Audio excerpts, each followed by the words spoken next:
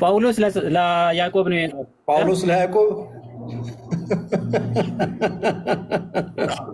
ኧረ ተው እግዚአብሔር። እሺ ኦርቶዶክስ ነበር ካለ መጀመሪያ ነበርኩ። የክርስትና ስም ማን ነበር? አንቶኒዮስ። አንቶኒዮስ ማን ምንድን? አንቶኒዮስ። እሺ ስካይማን ሰላም ነው? እንዴት ነህ? ሰላም ነው? ሁሉ ሰላም እግዚአብሔር ይመስገን። ከየት ቤተ እምነት የመጣ ወንድማችን? እኔ ከሙሉ ወንጌል ነኝ። ሙሉ ወንጌል ነው የመጣው። እሺ አንድ ጥያቄ ጠይቀሃለሁ ከመጽሐፍ ቅዱስ ላይ ማለት ነው። ከዛ ለዛ ጥያቄ ትሰጠኛለህ። የሚታወያዩበት ሰምቼዋለሁ። አንድ አዳምጠኝ። ቆይ ጥያቄ ጠይቀሃለሁ፣ ያንን ጥያቄ መልስ ትሰጠኛለህ ከይቅርታ ጋር። ይሰማል? መጽሐፍ ቅዱስ እጅ ላይ ይዘሃል? አሁን አልያዝኩም፣ የስራ ቦታ ነው። ላንብብልህና ትነግረኛለህ። ከዛ አንተ ይኸው በእጅ ስልኬ ላይ ካለው ላንብብልህ፣ አንተ ከዛ ትነግረኛለህ። ተስማማ?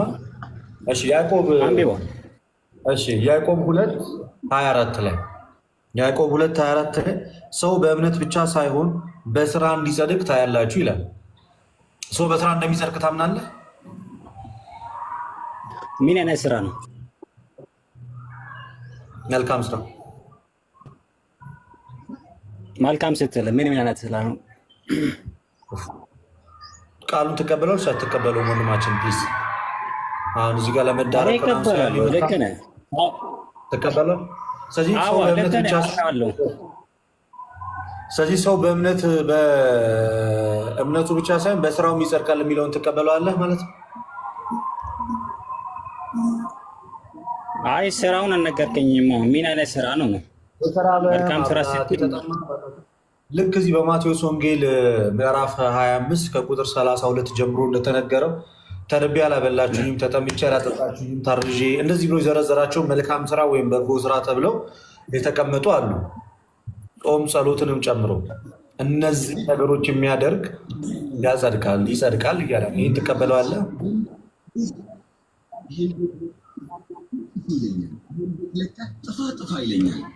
እሱ ኔትወርክ እያዘኝ ነው መሰለኝ። እሱ የምናደርገው ማለት ነው ስለጸደቅን ነው እንጂ ለመጽደቅ ስለጸደቅን እናደርገዋለን። መጽሐፍ ቅዱስ ግን መልካም ሰው በእምነት ብቻ አይደለም በስራም ይጸድቃል ብሎ እየተናገረ ነው። እኔ አይደለም ያልኩት፣ ልደተ ቃል አይደለም ያለው፣ የእግዚአብሔር ቃል ነው ያለው። በያዕቆብ መልእክት ምዕራፍ 2 ከቁጥር 24 ላይ ትቀበለዋለህ ወይ? እሱን ይቀበላለሁ። አሁን ስለጸደቅኩኝ ነው እሱን የሚሰራው እንጂ ለመጽደቅ ሌላ ጊዜ ወይም ለወደፊት። መልካም ስራ ለጽድቅ የሚለውን ትቀበላለህ ወይ ወንድሜ? መልካም ስራ ለጽድቅ የሚለውን ትቀበለዋለህ? እኔ አልቀበሉም። ስለዚህ የያዕቆብ መልእክትን አትቀበለውም ማለት ነው? መጽሐፍ ቅዱስን መልካም ስራው እኮ ለመጽደቅ አይደለም፣ ስለጸደቅን ነው የምንሰራው ነው ወንድሜ።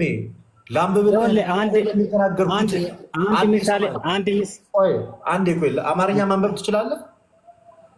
በደንብ እችላለሁ። ታነብልኛለሽ? እኔ የተናገርኩት እየመሰለ ነው መሰለኝ።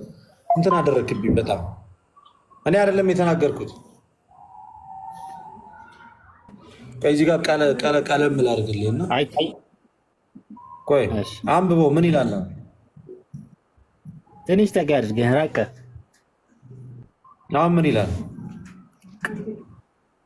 ሰው በእምነት ብቻ ሳይሆን በስራ እንዲጸድቅ ታያላችሁ። ማን የተናገረው ይሄንን? ማን የተናገረው? ማን የተናገረው? የኔ ያዕቆብ ጻፈው።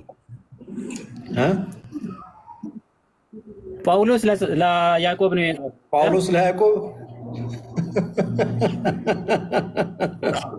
ኧረ ተው እግዚአብሔር።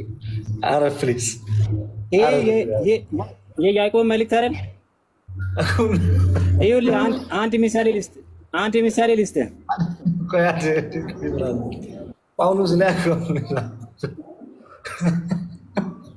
ጳውሎስ ላይ ያዕቆብ ነው የጻፈው ትለኛለህ? እንዲህ በእግዚአብሔር ኧረ ተው በእናትህ። የያዕቆብ መልእክት ነው። ቆይ አንተ እኮ በመሳቅ አሁን አወቅከው ብለህ ነው የምትስቀው ወይስ ምንድን ነው? አይደለም ይቅርታ አድርግልኝ። እኔ አዋቂ ነኝ እያልክ ነው? እኔ አልገባኝም። ኧረ አይደለም አዋቂ ነኝ እያልክ ማይ ኦነስት ሪአክሽን ካሁን የተናገርከው ነገር እኔ አውቄያለሁ እያልኩኝ አይደለም። ይሄን በመሳቄ ነው አገረምከኝ። እሺ አይደለም። አንተም ብትሆን እኮ ትስቃለህ። ይቅርታ አድርግልኝ በጣም ካስከፋው፣ ግን አልቻልኩም። ለዛ ነው የሳቅሁት። ስማ አንተ ያነበብከው የያዕቆብ መልእክት ነው። በስራ ይጸደቃል እያለ ያለው ያዕቆብ ነው እና ሐዋርያው ያዕቆብ ነው። ትቀበለዋለህ ወይ ነው? ትቀበለዋለህ? እኔ እኮ መጽሐፍ ቅዱስን ሁሉንም ይቀበላለሁ። ይሄኛውን ታዲያ ለምን ቅድም የተጻፈውን መጽሐፍ ቅዱስ ይቀበላለሁ። ግን ታዲያ ይሄን ለምን ቅድም አልቀበልም? ምን አይነት አንተ አሁን ሌላ ጥያቄ ልጠይቅህ ፈቃደኛ ከሆነ መልስልኝ። መጀመሪያ ይህን መልስልኝ። ይሄ አንተ ሳትመልስልኝ እንዴት ነው ሌላ ጥያቄ መጠየቀኝ? ነው እንዲ እቀበላለሁ። ስለዚህ በስራ ይጸደቃል። አዎሽ። ከዛ እኔ ደግሞ ልጠይቅ። እኔ ተቀብያለሁ። ያንተ ጠይቀኝ። ከዛ በኋላ አንተ እንደዛ ካልክ አሁን እኛ ምንድነው በሰራነው በመልካም ስራ ነው አልከው አይደለ?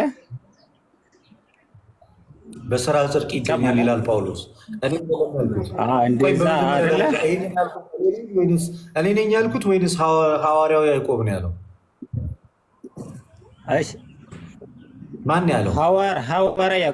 ሐዋርያ ያዕቆብ እንጂ እኔ አይደለም። እኔ ተጻፎን ያነበብኩት አይደለ?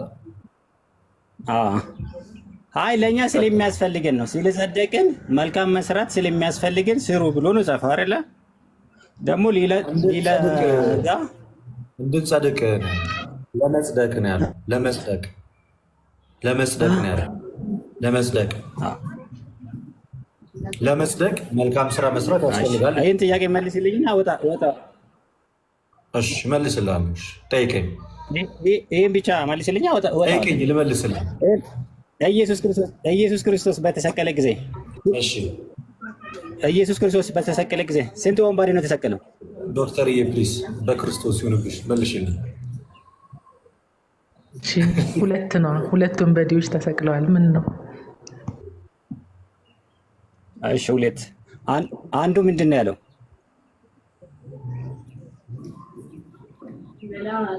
በጣ ጊዜ አስበኝ አለው። አንዱ ያሸፈበት፣ አንዱ ደግሞ እኛ እንኳን በሰራነው በምናችን ነው ያለው። በበደላችን የሚገባንን እየተቀበልን ነው አይደል ያለው። አንተ ለምን ፉል አድርገው ታሪኩን ያው ሁሉም ስለሚያውቀው በቃ ለዛ ያኛው አሁን በአንዱ በኩል የተሰቀለው በሰራው ስራ ነው የጸደቀው ወይስ አምኖ ነው የጸደቀው? እዛኔ እሱን ብቻ መልሱልኝ፣ ከዛ አወጣለሁ። መሪያ ደረጃ ማመኑ ብቻ አይደለም መስክሯል። ሁለተኛ መስቀል ላይ ሆኖ ምን አይነት ስራ ነበር መስራት ያለበት? አሁን መልካም ፍሬ የመንፈስ ፍሬዎች የምንላቸው የታረዘን ማልበስ፣ የተራበን ማብላት፣ የታሰረን መጠየቅ መስቀል ላይ ያለ ሰው ማድረግ ይችላል? ወይም የቀሪ ላይፍ ታይም ጊዜ ያለው የለውም። መመስከርና ማመኑ ነው አይደል የሚያድነው እንደዚህ አይነት ሰው።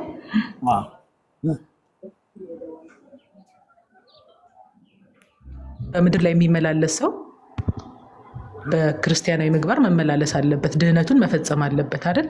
ኃጢአት ሲሰራ በንስሐ እየተመለሰ መልካም ፍሬዎች የመንፈስ ፍሬዎች ገላትያ ላይ ያሉትን እያደረገ ማቴዎስ 25 ላይ ደግሞ ጌታ ሲመጣ የሚጠይቀንን የተቸገረን መርዳት እነዚህን ሁሉ እያደረገ በህይወት ዘመኑ ክርስቲያን ክርስቶስን መስሎ መኖር አለበት አይደል? መስቀል ላይ የተሰቀለ ሰው ግን ያ አይጠበቅበትም። ስለዚህ ጥያቄ ራሱ ትክክል አይደለም፣ ሎጂካልም አይደለም። መጽሐፍ ቅዱስን ባታነብ ራሱ ይሄ ሎጂካል ጥያቄ አይደለም። እንዴት አይደለም? አሁን ይኸውልሽ እና አንቺ እያልሽ ያለሽ ሰው መዲነው በሰራው ስራ ነው እያላችሁ ነው። እኔ በእርግጥ ግን እኛ እንኳን እኔም እኮ ከኦርቶዶክስ ነው የተመለስኩት። ግን እስከ መጨረሻው መጽናት አለበት የለበትም? አሁን መልካም ስራ መስራት እኮ እስከ መጨረሻው መጽናት፣ በምግባርም በሃይማኖትም መጽናት ያስፈልጋል ለመዳን። ያ ወንበዴ እስከ መጨረሻውም ጸንቷል አልጸናም? እስከ መጨረሻው ጸንቷል አልጸናም? ያ ወንበዴ የትኛው ሰው? በክርስቶስ ያመነው በቀኝ የተሰቀለው እስከ መጨረሻው ጸንቶ ሄዳ ነው አይደለም? አዎ ጸንቷል።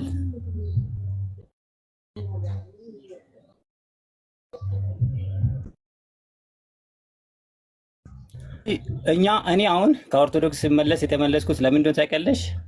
መልካም ስራ አልሰራም ብዬ ሳይሆን ኦርቶዶክስ ውስጥ ሌላ መጽሐፍት ስላሉ ነው። ኦርቶዶክስ ልክ አይደለችም እያልኩ አይደለም፣ ልክ ናት። ግን ኦርቶዶክስ ውስጥ ያለው ነገር ልክ አይደለም ነው እያልኩ ያለሁት።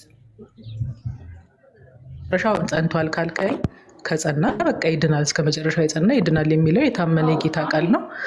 እዚህ ላይ ጨርሰሃል። ሌላ ርዕስ ስንከፍት እሱን ትወያያለህ ማለት ነው። ወንድማችን ጥያቄህን ጨርሰሃል። ለማንኛውም የልደትን የያዕቆብን ጥያቄ መልሰህለታል። ስለዚህ እኔ ደግሞ አንድ ጥያቄ ጠይቀህ ሮሜ 2:7 ላይ በበጎ ስራ በመጽናት የዘላለም ሕይወትን ለሚፈልጉ የዘላለም ሕይወት ይሰጣቸዋል ይላል። ሮሜ 2:7 አንድ ይላል አንብብል።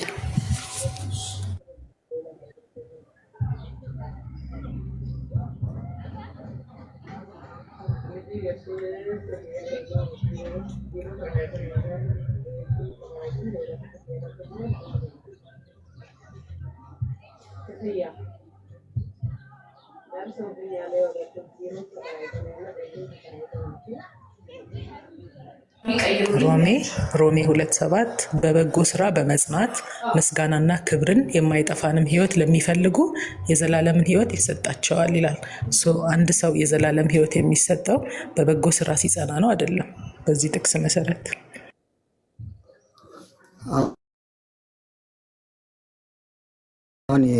የሮሜ መልእክቱን ወደ ሮሜ ክርስቲያኖች የተጻፈው መልእክት ማለት ነው።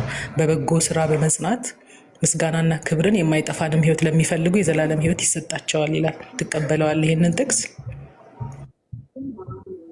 እኔ እኮ እያልኩ ያለሁት እኔ መጽሐፍ ቅዱስ ላይ ያለውን ጥቅስ እኮ እኛ እንቀበላለን። ግን መጽሐፍ ቅዱስ ላይ ያለውን የምናረገው አንተ ትቀበለዋለህ ወይ? በደንብ ነው የምንቀበለው። ለዛ እኮ ነው ያመንኩት። በበጎ ስራ በመጽናት ነው የዘላለም ሕይወት የሚሰጠው የሚለውን ትቀበላለህ ማለት ነው አይደል?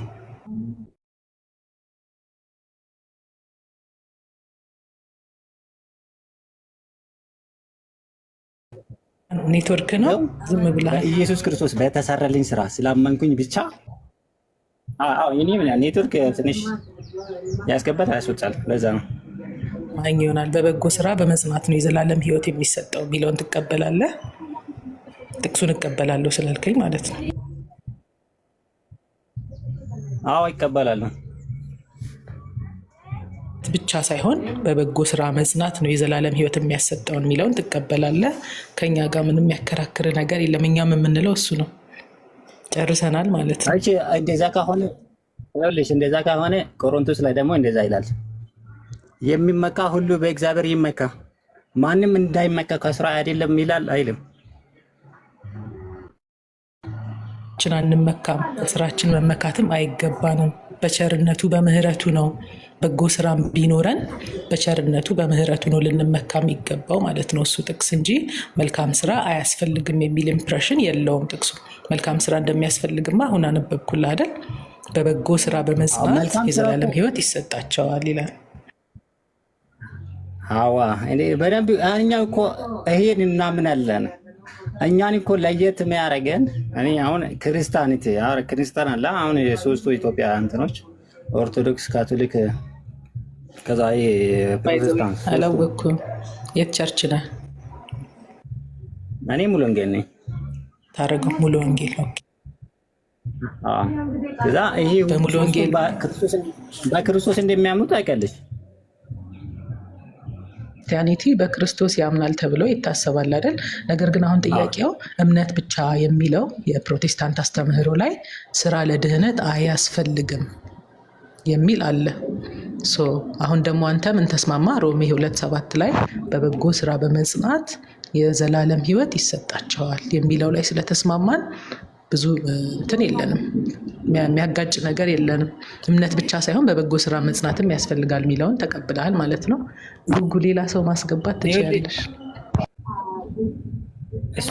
ወይ? እሺ ይሁን ወይ? በኋላ ትገባላችሁ? እንገባለን፣ ችግር እናወራለን። እኔ አሁን ስራ ቦታ ስለሆንኩኝ መጽሐፍ ቅዱስ እያወራን እያነበበን እንረዳዳለን፣ ችግር የለውም።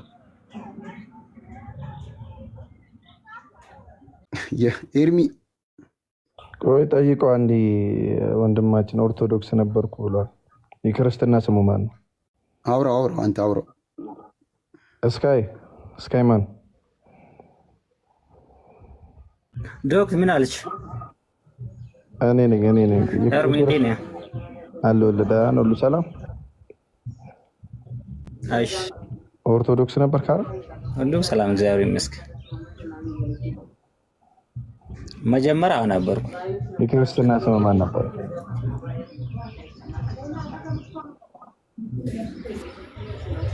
የክርስትና ስምህ ማን ነበር? አንቶኒዮስ።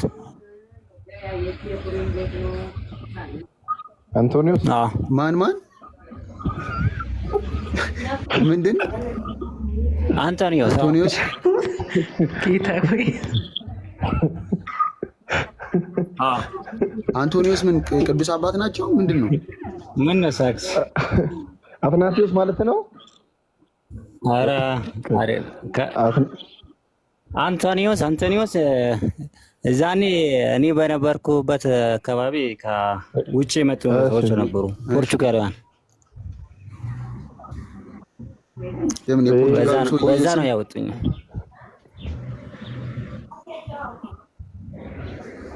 ፖርቹጋላ ቢሆን እኔ ትርጉሙን በእርግጥ ማዘሬን ስጠይቃት እራሱ ምናምን አለች።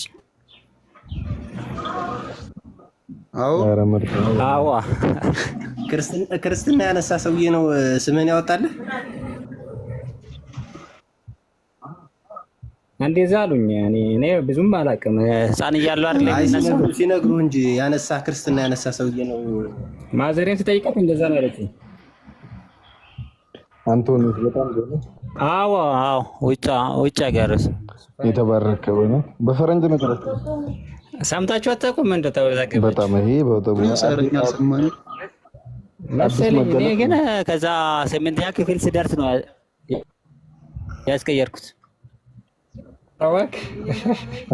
እሺ በክርስትና ውስጥ እስኪ 8ቱን አዕማደ ምስጢራት ንገረኝ እስኪ። ምን ይባላሉ?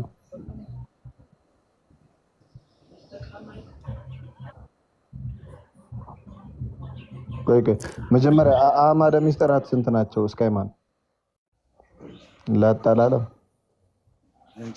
የክርስትና ስሜን ያወጣልኝ እኮ ክርስትና ያነሳኝ ሰውዬ ነው አለ እኮ በፖርቹጋላዊ ነውና የራሱን ስም ነው ገጭቶት ሄዱ።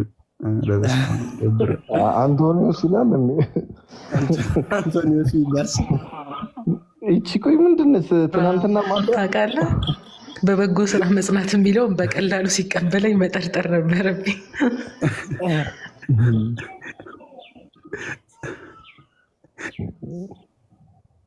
አረ ትናንት አንዷም አረ ኤርሚ በቃ እኔ እኮ በቃ ሙስሊሞች በጣም እየጠየቁኝ ነው ምናምን አለች ኮሜንት ላይ። ከዛ አረ ምን እሺ አረ ችግር የለውም ጠይቅ የፈለግሽው ምናምን አልኳት። ከዛ ግን እኔ ወደ እነሱ ትምህርት እየተሳብኩ ነው ትለኛለች ማለት ነው። ይሄ ደግሞ እንዴ አንቺ ከጌታ ቃል ወጥተሽ ምንድነው ወደ ተረት ተረት ካልሄድኩ የምትይው ምን ነካሽ ምናምን እላታለሁ። ከዛ አካውንት ውስጥ ገብቼ ያለው ሪፖስታ የጨራሽ ልጅቷ ሙስሊም ነች። ሰዎች ናቸው እንደዛ ያሉን ገብቶ አረ እንትኗን ነው ምናምን ሰው ለካ እንደዚህ ኦን ፐርፐዝ እንደዚህ ያወራልና እንዴ ለምን እላለሁ ታውቃለህ? ምንድነው ቆይ ምን ማለት ነው? ምን ችግር አለው? ኦርቶዶክስ ነበርኩኝ ማለቱ ምን አስፈለገ? ያው ሌሎች አሁን ነፍሳትን ምናምን እኮ ልክ እንደዚህ አታለው ምናምን እንትን ለማለት ነው እንጂ ምንም አይጠቅማቸውም። ምን አሁን እዚህ ጋር ከነሱ አሁን ከሱ የባሰ ኧረ በኢየሱስ ደግሞ 8ኛ ክፍል ስደርስ ላስቀይር ነበር በፍርድ ቤት ቅድም አልነበራችሁም? ጳውሎስ መልእክት ወደ ያዕቆብ የጻፈው ለያዕቆብ የጻፈው አለ። ያዕቆብ መልእክት እኮ ነው፣ ጳውሎስ ነው የጻፈው። ለያዕቆብ የጻፈው ብሎ ሲያስቀን ነበር። ዛኔ ነበር መጠርጠር የነበረብን። እውነት ክርስቲያን የሆነ ሰው ይህንን ሚስ አያደርግም። በቃ ፍርስ ነው ያለው። አይዋሹማ። ቢያንስ አለማወቅ እኮ ቢያንስ አላውቀውም ይላል እኮ አንድ ሰው። ውሸታም መሆናቸው ነው የምታውቁት። አትሊስት የክርስትና ስሙን አላውቀውም እኔ እንኳን ጠፍቶብኛል ምናምን ቢል ኢትስ ኦኬ። ግን መተው ስግጥ ብለው አንቶኒዮስ ይላሉ። አንዷ ረብቃ ትላለች፣ አንዷ መታ መቅዲና አለችው፣ መቅደስ አለች፣ አንዷ መቅደስ አለች። አለሙም ይላሉ እኮ የክርስትና ስሜ አለሙ ነው አለ አንዱ። አሁን ወደ እስልምና ሂጃለሁ አለ። መጽሐፍ ቅዱስ ማለት የክርስትና ስም ማን ነው ሲባል አለሙ።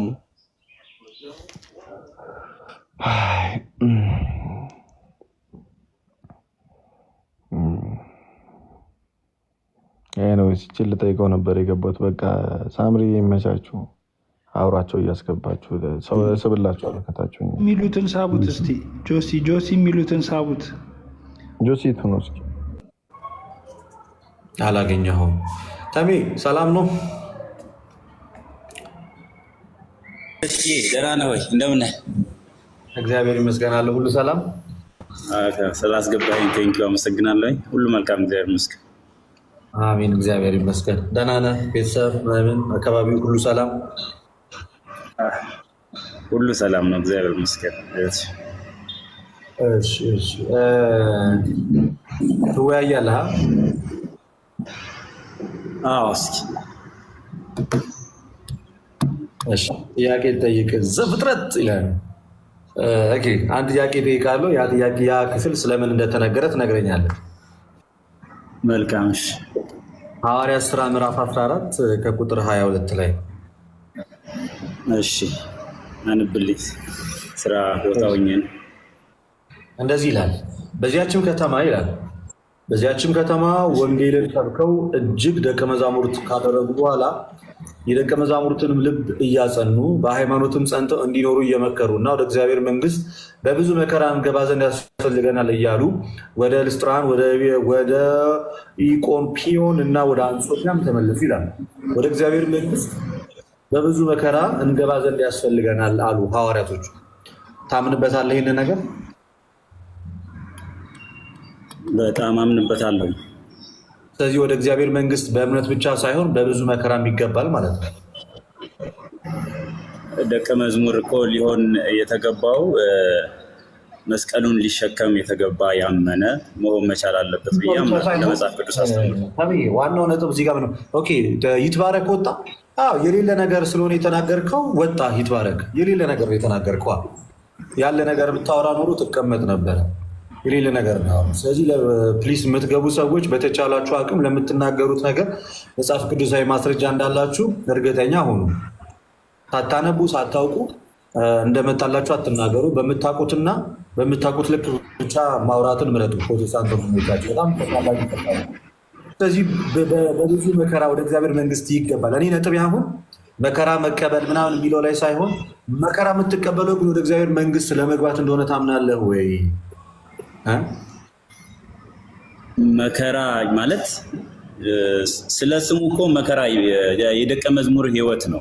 መከራ ግን በዛ መከራ መቀበል እግዚአብሔር መንግስት ነጥብ ምን መሰለህ ተሜ፣ አሁን መከራ መቀበልማ መከራ ትቀበላለህ፣ ግን በብዙ መከራ ወደ እግዚአብሔር መንግስት ልንገባ ያስፈልገናል። መከራ ከተቀበልን ነው ወደ እግዚአብሔር መንግስት የምንገባው የሚለውን ይህን የሐዋርያትን እምነት ትቀበላለህ ወይ? ታምንበታለህ ወይ? እቀበለዋለሁ ልደትዬ። ግን እኔ ሴንስ እያፈረስኩት ሳይሆን ለእንትን ለማለት ፈልጌ ነው። ምን ለማለት ነው ክፍሉ የግድ መከራ ፍለጋ አይደለም የሚሄደው። ግን የደቀ መዝሙርነት ህይወት ስኖር የዚህኛው ዓለም ሲስተም ስለማይቀበለኝ የግድ በብዙ መከራ ማለት መጽናት የሚለውን ክፍል ያስረዳል ብዬ አምናለሁ። በዛ በክርስቶስ በማመን ለመጽናት። ስለዚህ ሰው በክርስቶስ ኢየሱስ ባመነ ቅስፈት አይደለም ወደ እግዚአብሔር መንግስት የሚገባው ማለት ነው። ከክርስቶስ ጋር አብሮ መከራ መቀበል መቻል አለበት ማለት ነው አይደል? ይሄ በእርግጥ እኮ የመጽሐፍ ቅዱሳዊ ትምህርት ነው። ምክንያቱም ያመነ ሰው በእምነቱ መከራን ሊቀበል ግድ ነው፣ የተወሰነ ህይወት ስለሆነ ማለት ነው። በጣም ጥሩ። ስለዚህ በእምነት ብቻ ይዳናል የሚለው ነገር ስህተት ነው ማለት ነው ባጭሩ። የስ በእምነት በሆነ መታዘዝ፣ ካልታዘዝክ አትድንም ማለት ነው። ማመን በምን ይታወቃል? ካልታዘዝክ እምነት በምንድን ነው የሚገለጠው? እምነት በመታዘዝ ነው የምትገልጠው። ለምሳሌ ክርስቶስ ካዘዛቸው ትእዛዛቶች ውስጥ አንደኛው የተራበ ማብላት፣ የተጠማ መጠጣት ነው አይደል? የስ ስለዚህ እነዚህን ትእዛዛቶች መፈጸም ወደ እግዚአብሔር መንግስት ያስገባል ማለት ነው። የስ ያስገባል፣ በእርግጥ ያስገባል። ምን ማለት ነው ይሄ? ማለት መልካሙን ነገር ለመስራት በክርስቶስ እኮ አዲስ ተፈጥረናል፣ መልካሙን ነገር ለመስራት። ይሄ ማለት የተራበን፣ የተጠማን፣ የታረዘን ማልበስ፣ ማብላት፣ ማጠጣት የታዘዝነው ህይወት ነው። የክርስትና መለያችን ነው መታዘዛችን። ለዛ ነው እኮ ታዲያ ስራ ለድህነት ያስፈልጋል የምንለው ወንድም። ስራ ላይ ዲፔንድ እንዳንሆን ነው ለትዬ። ምክንያቱም ምንድነው በክርስቶስ በማመን በክርስቶስ ስላመንን ነው የምንታዘዘው። ይሄ ምክንያቱም መጽሐፍ ቅዱስ ላይ ስለሆነ። አሱማ ተምዬ ከማመን በፊት የሚደረግ የትኛውም ስራ እኮ ልክ ሙስሊሞች የሚሰሩት ስራ ነው እንጂ በክርስቶስ ኢየሱስ አምኖ የሚሰራው ሰው ስራ አይደለም። ከዛ በፊት ያለው ስራ ምንም የሚጠቅም አይደለም፣ ረብ ያለው አይደለም። ጳውሎስም እኮ ሲናገር ኤፌሶን 2:10 ላይ እኛ አለ ፍጥረቱ ነንና እግዚአብሔር አስቀድሞ ያዘጋጀው መልካሙ ስራ ለማድረግ በኢየሱስ ተፈጠረ። በኢየሱስ ድጋሚ በኢየሱስ ልጅነትን ካላገኘ መልካም ስራ ብትሰራ ባትሰራ ምንም አታመጣ። ግን በክርስቶስ ኢየሱስ ዳግም ከተወለድክ ልጅነትን ካገኘ የምትሰራው መልካም ስራ ወደ እግዚአብሔር መንግስት እንድትገባ ያደርጋል፣ ከፍርድ ቀን እንድታመልጥ ያደርጋል ነው።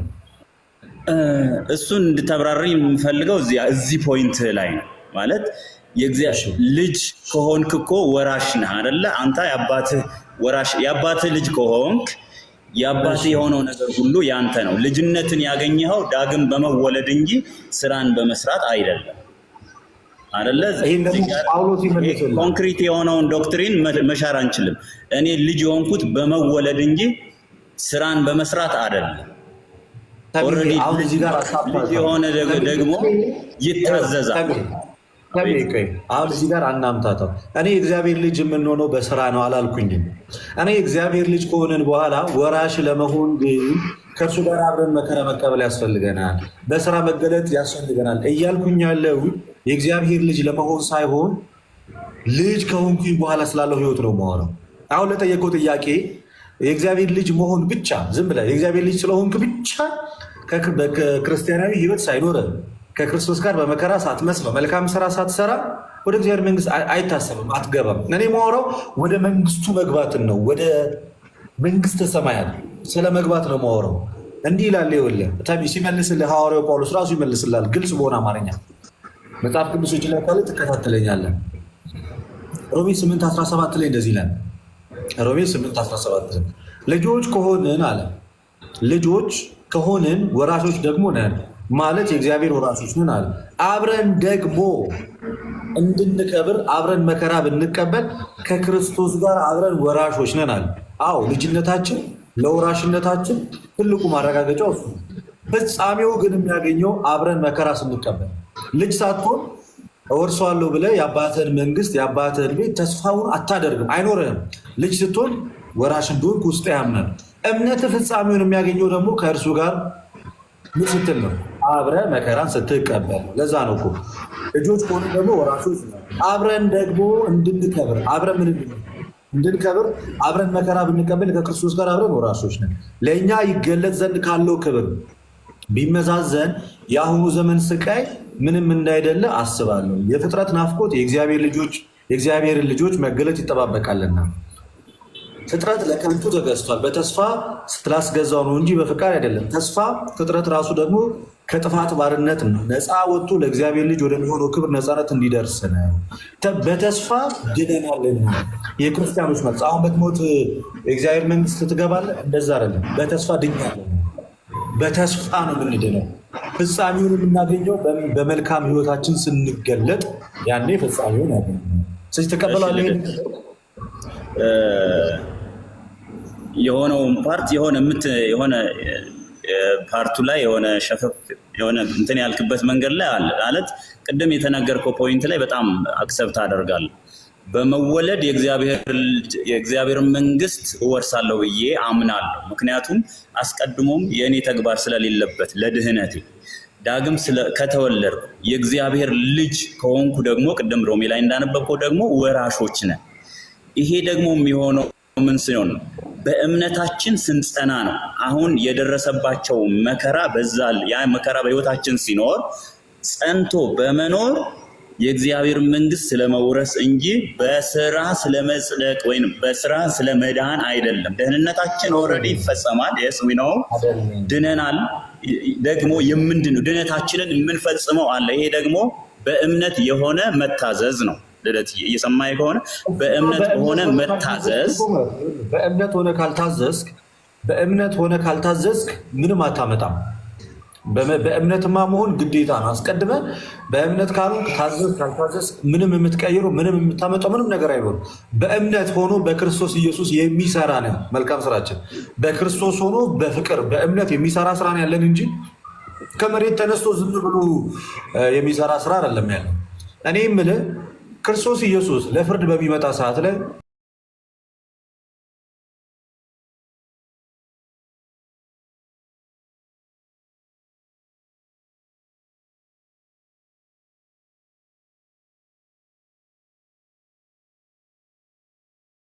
ታውራኝ ወይስ ለየትኛው ፍርድ ነው ታውራኝ? ክርስቶስ ዳግመኛ ይመጣል፣ በሕያዋንና በሙታን ላይ ይፈርዳል። ይሄን ታምናለህ አይደል? እሱን አምናለሁ። ሁላችንም በክርስቶስ የፍርድ ወንበር ፊት እንገለጣለን አለ ጳውሎስ ሁለተኛ ቆሮንቶስ 5:10 ላይ የሱ የሆኑት በጎቹን ከፍየሎቹ የሚለይበት ማለት ነው አይደል? የዛን ሰዓት ምንድነው የሚጠይቀው? ስለዚህ የሱ የሆኑትን ይጠራቸዋል፣ የሱ ያልሆኑትን ይለያቸዋል። በጎቹን ከፍየሎቹ ይለይና በጎቹን ወደ ራሱ በጎቹን ምን ይላቸዋል? ከዛ ኑ እናንተ የአባቴ ብሩካን የሚለውን ክፍል ማለት ነው።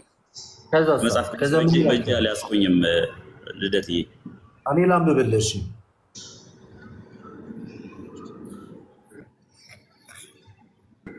ማቴዎስ ወንጌል 31 ጀምሮ ያለ ሀሳብ ነው።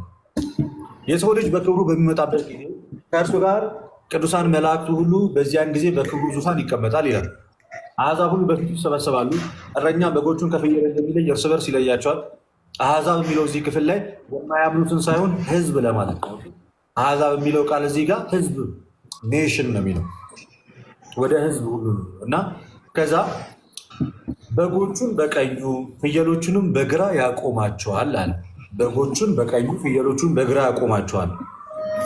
ቤት ውስጥ በቀኝ ያሉትን እንዲህ ይላቸዋል፣ እናንተ የአባቴ ብሩካን ኑ፣ ዓለም ከተፈጠረበት ጊዜ ጀምሮ የተዘጋጀላችሁን መንግስት ውረሱ ይልና ተርቤ አበልታችሁኛልና፣ ተጠምቼ አጠጥታችሁኛልና፣ እንግዳ ሆኜ ተቀበላችሁኛልና፣ ታርዤም አልብሳችሁኛልና፣ ታምሜም ጠይቃችሁኛልና፣ ታስሬም ወደ እኔ መጥታችኋልና። ስለዚህ ምን ስላደረጉ ነው ተሜ እነዚህ ሰዎች ኑ እናንተ አባቴ ብሩካን ሊላቸው የቻለው? አሁን እያወራኸው ስላለው ከሆነ ስላበሉት፣ ስላጠጡት፣ በእምነት ስለታዘዙት ነገር የሚያስረዳ ነው። ስለዚህ በእምነት መልካም ስራ ሰርተዋል። ስለዚህ መልካም ስራ ስለሰሩ ጌታ ኢየሱስ ክርስቶስ ወዴት ግቡ እያላቸው ነው?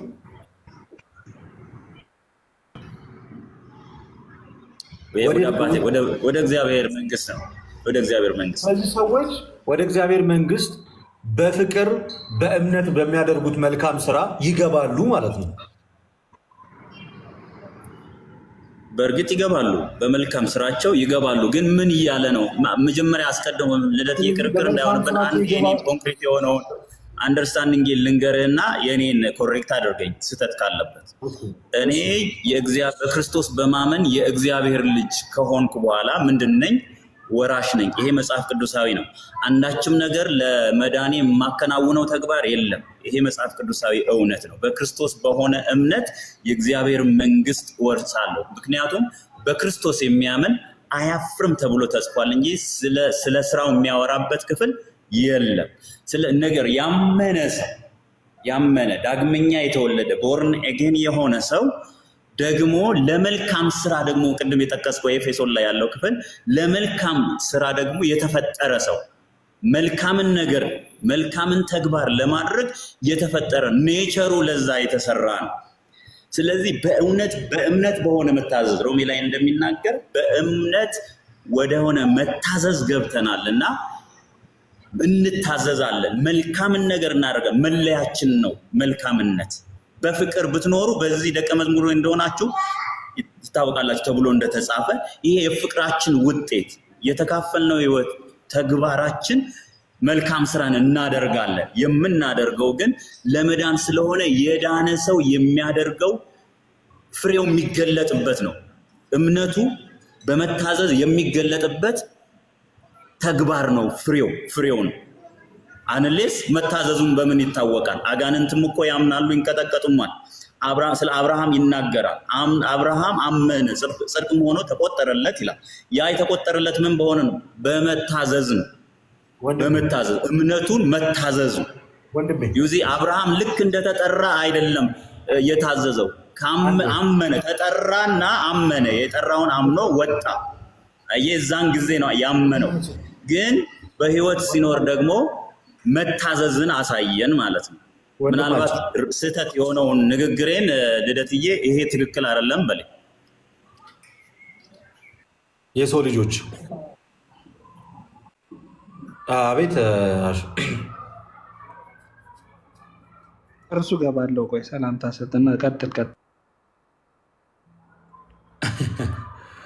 እሺ ግን የመሰለኝ እውነት ሁሉ ሰዓት ያልተጠየቀውን እያወራን። አዎ አሁን እኮ የተቸገርነው ነገር እኮ ይሄ ነው ጋይስ። በቃ ምንድን ነው የተቸገርነው ነገር? የሚወራው ርዕሰ ጉዳይ አለ። ከዛ ከርዕሰ ጉዳዩ ጋር ትንሽ ሊመሳሰል የሚችል ነገር ይደረግና ሌላው እንዳለ ስላልተጠየቀው ነገር ይሆናል። እኔ ጥያቄ ወንድሜ በዚህ በማቴዎስ ወንጌል 25:31 ላይ እነዛ ሰዎች ወደ አባቴ መንግስት ግቡ ያላቸው ምን ስላደረጉ ነው? በጎ ስራ ስለሰሩ ነው ወይንስ አይደለም? ተሜ አጭርና ግልጽ እስኪ። ቅድም እኮ መለስኩልህ ልደትዬ። መልካም ስራ ስላደረጉ ስለተገለጠው ፍሬያቸው ታይቶ ኦልሬዲ እነሱ ኑ ግቡ ተብለዋል። ስለዚህ በቃ በመልካም ስራቸው ወደ እግዚአብሔር መንግስት ገብቷል። ስለዚህ መልካም ስራ ወደ እግዚአብሔር መንግስት ያስገባል ብሎ ማቴዎስ 25:32 ጀምሮ ያስተምራል። ይህን ቃል ትቀበለዋለህ ወይ? የተጻፈውን ሲቲዝ እቀበላለሁ። በጣም ጥሩ። ስለዚህ ስራ ለድህነት ብለን ስንናገር እየተናገርን ያለ ነው ሰዎች በመልካም ስራቸው የእግዚአብሔር መንግስት ይወርሳሉ።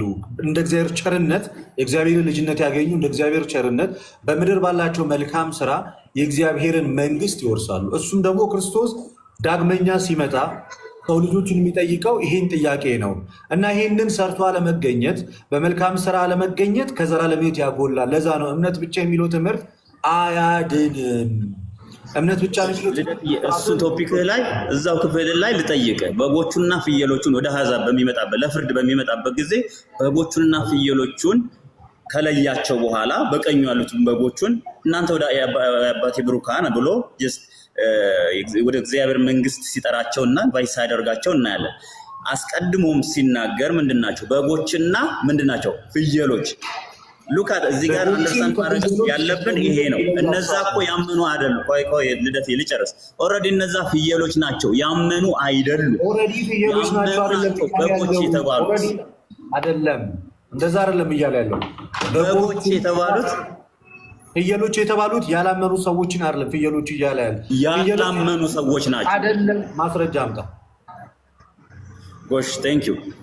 አሁን ክፍሉን አንብቦ ወረድ ያላመኑ ሰዎች ናቸው ፍየሎች የተባሉት። ወረድ ብላ አንብቦ እስኪ። እነሱ ያላመኑ ናቸው። በመጽሐፍ ቅዱስ በጎች የተባሉት ስላመኑት ነው አጠቃላይ የሚናገረው አይደለም። እንደዛ አይደለም ጽንሰ ሐሳቡ እየተናገረ ያለው ፍየሎችን ከበጎች እንደሚለይ ይለያቸዋል ብሎ እየተናገረ ፍየል ብሎ እየገለጸ ያለው ግብራቸውን ነው፣ ማንነታቸውን። ያ ማንነታቸው ደግሞ በመልካም ስራ ያልተገለጠ ማንነታቸውን ነው። ፍየል ለምሳሌ ካያት እዛም እዚህ የምትሰራው ስራ ሁሉ እንትን ነው፣ እርኩሰት የሆነ ስራ ነው በብዛት። ከፈለክ ትቅምልሃለች፣ ከፈለክ በቃ የምትሰራው ስራ ሁሉ የተረጋጋ ነገር አለ።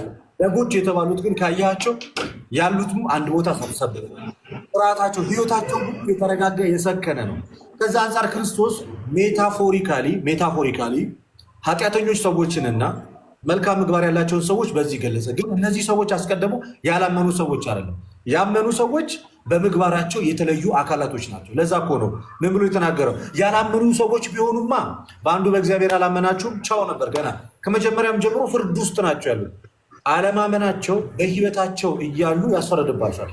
እነዚህ ሰዎች ግን እየተጠየቁ ያሉት መልካም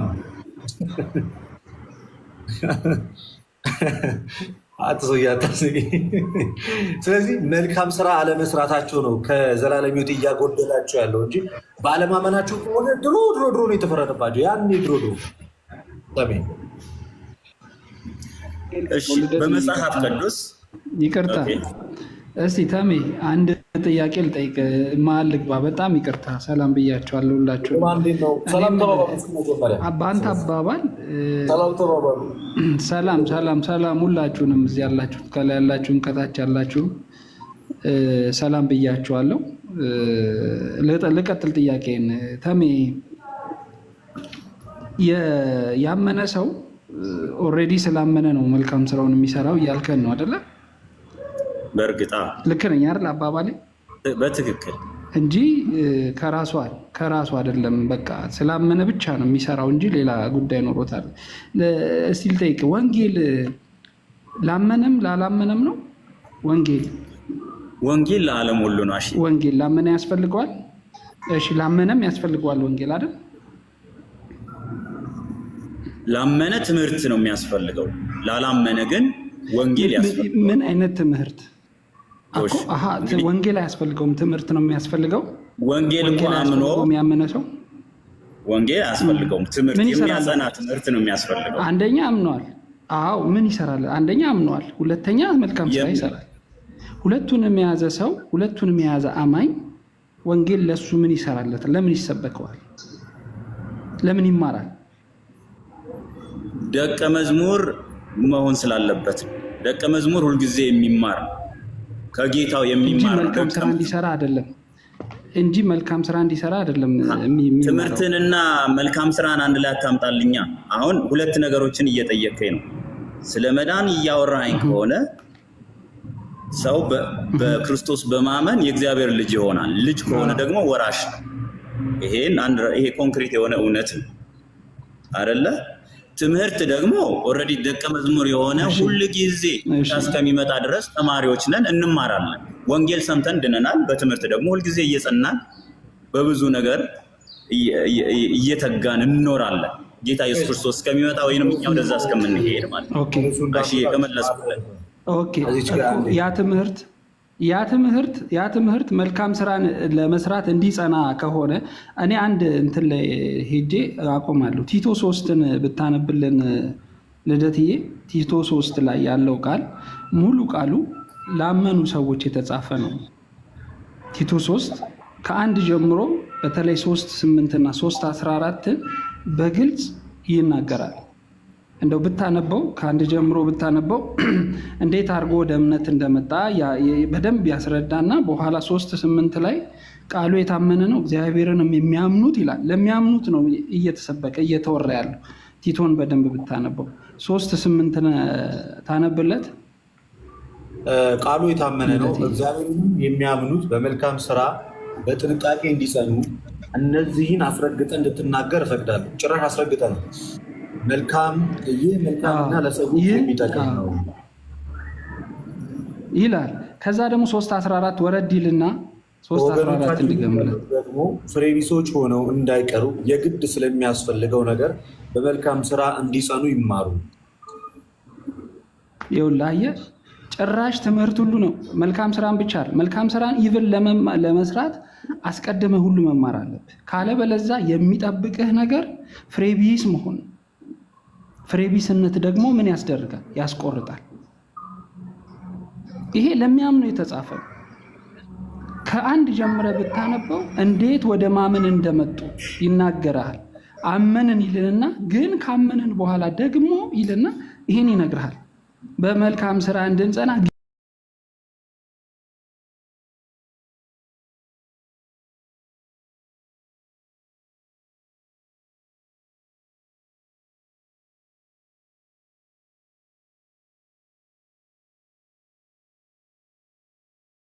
ትምህርት ደግሞ ያጸናል። በነገር ሁሉ በመታዘዝ ፍሬ ልናፈራ ይገባል። ይሄ መጽሐፍ ቅዱሳዊ እውነት ነው። አሁን ይሄ ከእናንተ ጋር አጌንስት የሚሆነው ፓርት አላውቅም፣ መጽሐፍ ቅዱሳዊም ስለሆነ በመታዘዝ ፍሬ ማፍራት ምን ይከተልባል? ያጸናል አልከኝ። ባትጸና ምን ይከተላል? ምን ይከተላል? መጨረሻው ያለ ያ ትምህርት እኮ ነው በጌታ ፊት እንዲያጸና ወይ መጽናት ካንተ ነው አይደል? መቼም እንድትጸና ነው የምትማረው አይደል? ስለዚህ ካንተ ከሆነ ካልጸናህ መጨረሻ ምንድን ነው የሚሆነው? አምናሃል፣ ልጅ ሆነሃል። በጌታ ቤት መጽናት ያስፈልጋል። ይሄ ከጌታ ቤት ካልጸናህማ ኦልሬዲ ከእግዚአብሔር መንግስት አይደለህም ማለት እኮ። ኖ አትወርስም። እሺ መጽናት ያስፈልጋል። አዎ አትወርስም። መጽናት ደግሞ ከማን ነው? ካመነ የሚጠበቅ የስራ አካል ነው። ስራ ነው መጽናት ማለት መቼም የሚያጸናው ደግሞ ማን ነው? ያ የእግዚአብሔር ጸጋ ነው። እዛው አሁን የተከፈትከው ጥቅስ ላይ ወይንም ቲቶ ላይ አሁን ምዕራፍ 2 ከቁጥር 11 12 አይ ቲንክ ሰዎችን ሁሉ የሚያድን የእግዚአብሔር ጸጋ ተገልጧል ይልና ይህም ጸጋ ዓለማዊ ምኞትን ክደን የተባረከውን ተስፋችንን እያለ የሚናገርበት ክፍል አለ። መጽሐፍ ስራ ቦታ መጽሐፍ ስላልያዝኩ ነው። ክፍሉን ማየት ትችላላችሁ። ሰዎችን ሁሉ የሚያድን የእግዚአብሔር ጸጋ ተገልጧል። ኦልሬዲ በቃ ይሄ ነው። በእምነት በሆነ ጸጋ ድነናል። ይሄ ጸጋ ምን ያደርጋል ብሎ ሲናገር ይህም ጸጋ ብሎ ያብራራዋል። ይህ ጸጋ ምን ያደርጋል? ዓለማዊ ምኞትን እንድንክድ ያደርጋል። በእኛ አቅም ሳይሆን ያ ጸጋ ምን የሚለን ነው? የሚያግዝ ጸጋ ነው። ይሄ ሕጉን የምንፈጽምበት ወይም ትእዛዛቱን የምንፈጽምበት ኃይልና ብቃት የሚሆንን ያ ጸጋው ነው። ትክክል ነው። ጸጋው ይሄ ነው መጽሐፍ ቅዱሳዊ ትምህርት። ትክክል እኮ ነው። ጸጋው እኮ ነው የሚያግዘን። ግን አንተ ጸጋው እንዲያግዝህ ፍቃድ ከአንተ አይፈልግም ወይ? መማር አይፈልግም ወይ? መጽናት ያስፈልጋል። ያስፈልጋል። ኦኬ ልጅ ነህ አይደል? ልጅ ነህ አንተ። አሁን አምኛለሁ ብለሃል። ልጅ ነኝ ብለሃል አይደል? ኦኬ ለመጽናት መማር ያስፈልግሃል። ለመማር ደግሞ ፈቃደኝነት ያስፈልግሃል። ይሄ ሁሉ የሥራ አካል ነው። አንድ ሰው ለመማር ፈቃደኛ ካልሆነ ለማመን ነው መጀመሪያ። ለመማር ሳይሆን ለማመን ነው ፈቃድ የሚፈለገው። ኦልሬዲ ያመነ ስላመነ ሰው ነው የምናወራው። ሰዎች ነን። አቤት ስላመነ ሰው ነው። ካመኑ በኋላ ያለ ህይወት ነው የሚነግርህ። ካመኑ በኋላ ያላቸውን ህይወት ነው የሚነግርህ። ካመንን በኋላ ግን አለና መልካም ስራ እንድንሰራ የግድ ያስፈልገናል አለ። ይህንንም ደግሞ በትምህርት ማጥናት እንዳለባቸው እንደገና ይነግርሃል። ይህ ሁሉ የሚያደርጉት ያመኑ ሰዎች ናቸው። ያመኑ ሰዎች በማመናቸው መልካም ስራ የሚሰሩ ከሆነ ትምህርት ምን ያስፈልጋቸዋል? ኦልሬዲ ያመኑት ነገር ነው የሚያስደርጋቸው። እምነት ስራ እያሰራቸው ያለ ትምህርት ምን ያስፈልጋቸው? ነፃ ፈቃድስ ምን ያስፈልጋቸዋል? በቃ ያ እምነት እያሰራን ነው እያልከኝ ነው። እምነቱ በቃ ኦልሬዲ ልጅ ስለሆንኩኝ ነው የምሰራው እያልከኝ ነው። ልጅ ስለሆንክ የምትሰራ ከሆነ ትምህርት ለአንተ ምን ይሰራልሃል?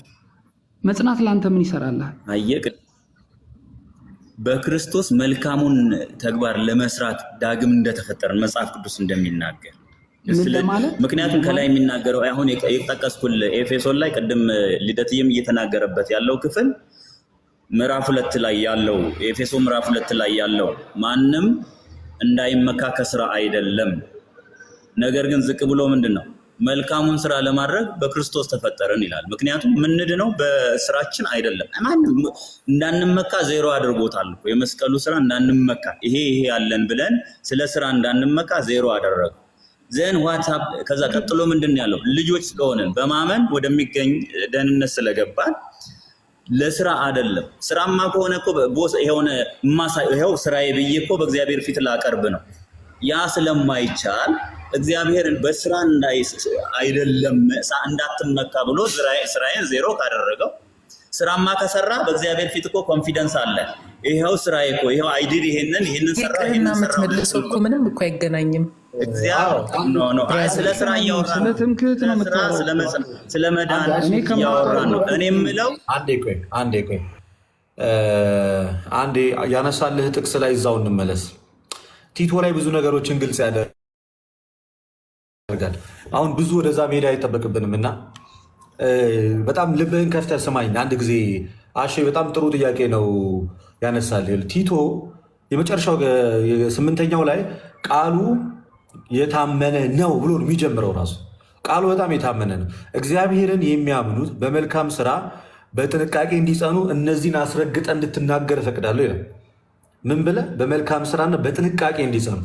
ይህን መልካም ስራ እና በጥንቃቄ እንዲጸኑ የሚለው ሀሳብ ሰዎች አስረግጠው እንዲሰሙት የተፈለገ እውነት ነው አይደለ? ታሜ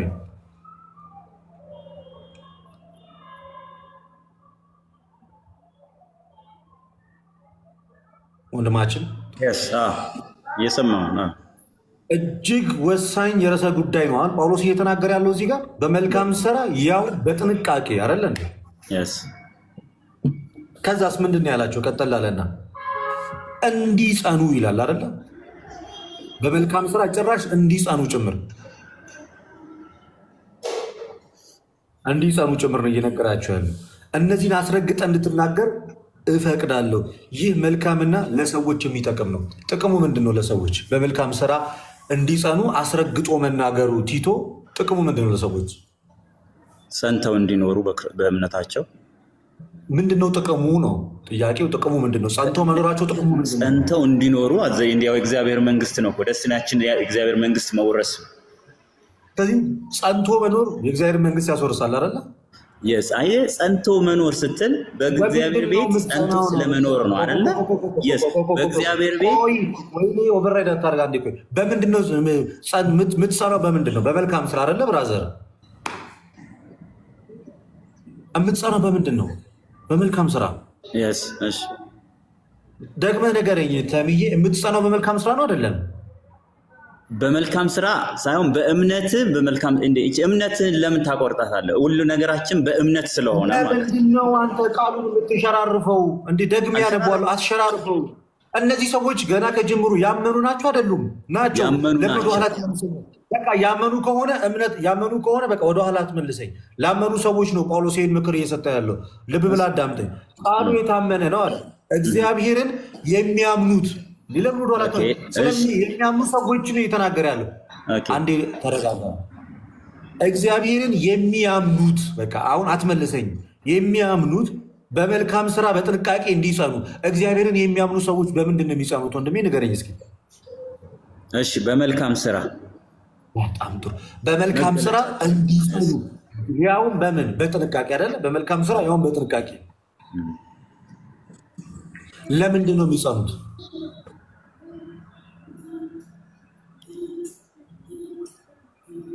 በመልካም ስራ የሚጸኑት ለምንድን ነው?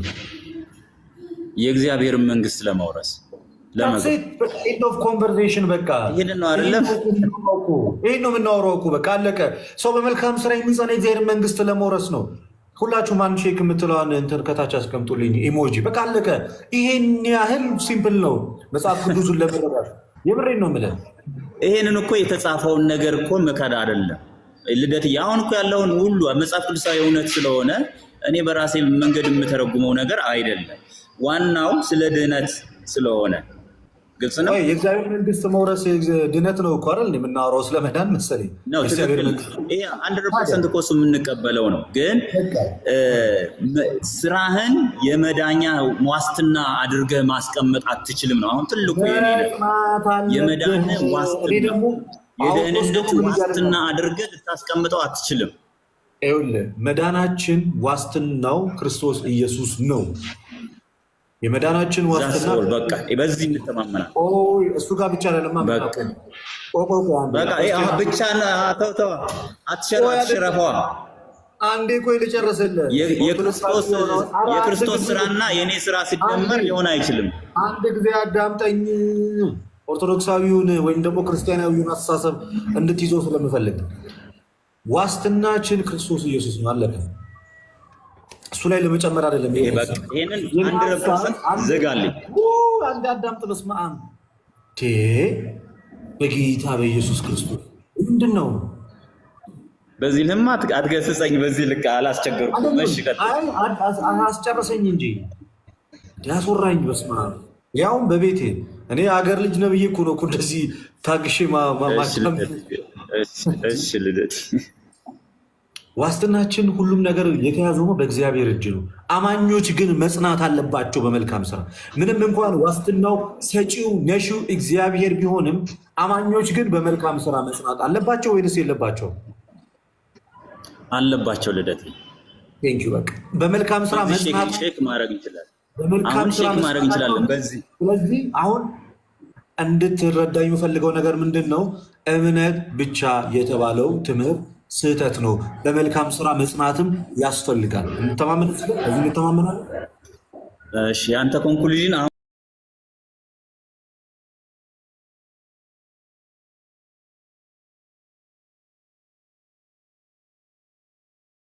ያለባቸው ነው። አማኞች በእምነት ብቻ መጽናት ያለባቸው፣ በመልካም ስራም ጭምር ነው መጽናት ያለባቸው። እምነት ብቻ ካልከኝ